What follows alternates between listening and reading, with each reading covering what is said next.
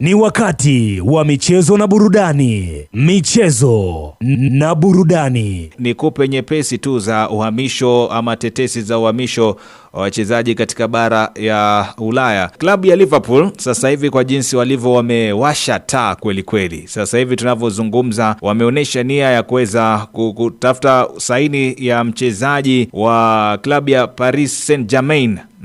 Mfaransa mwenye umri wa miaka 22 mwite Bradley Barcola, ambaye atakuwa anajiunga na kikosi cha Liverpool hivi karibuni iwapo makubaliano yataafikiwa.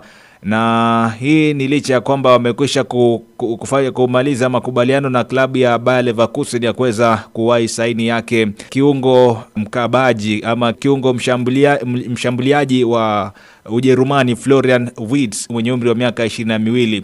Ukiangalia hawa Liverpool ni kama pia wanaanza kujijenga upya, kwa sababu wanalenga wachezaji ambao wana umri wa miaka midogo kinyume na jinsi walivyokuwa wakifanya hapo awali, kwa sababu forward wao kama Mohamed Salah ana umri wa miaka 32 na ukiangalia Luis Diaz ana umri wa miaka 28. Kwa hivyo wanajaribu kujazia kikosi ambacho kitakuwa kinapambana kutoa mataji pale Uingereza. Aston Villa pamoja na Newcastle na Tottenham wanazidi kumfuatia kwa karibu winga wa Manchester United Mwingereza Jadon Sancho mwenye umri wa miaka 25, na wanasema kwamba iwapo makubaliano yanaweza kupatikana haswa kuhusu mshahara wake, kwa sababu ndo kigezo kikubwa sana pale, vile anaweza kupata fursa ya kujiunga na vilabu hivyo, moja kati ya hivyo vilabu nilivyokutajia kati ya Tottenham, Newcastle pamoja na Aston Villa. Alafu nakwambia klabu ya Everton na Newcastle pia wanaongoza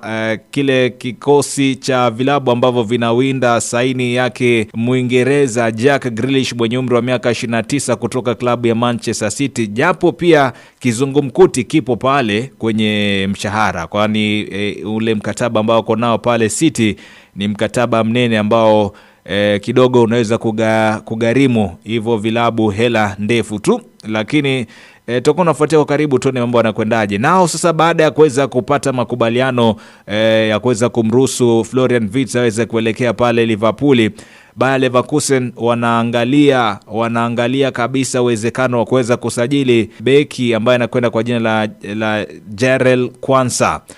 Jarell Quansah ni mmoja kati ya mabeki katika kikosi cha Liverpool, na huenda basi akawa anavutiwa sana na klabu ya Bayer Leverkusen.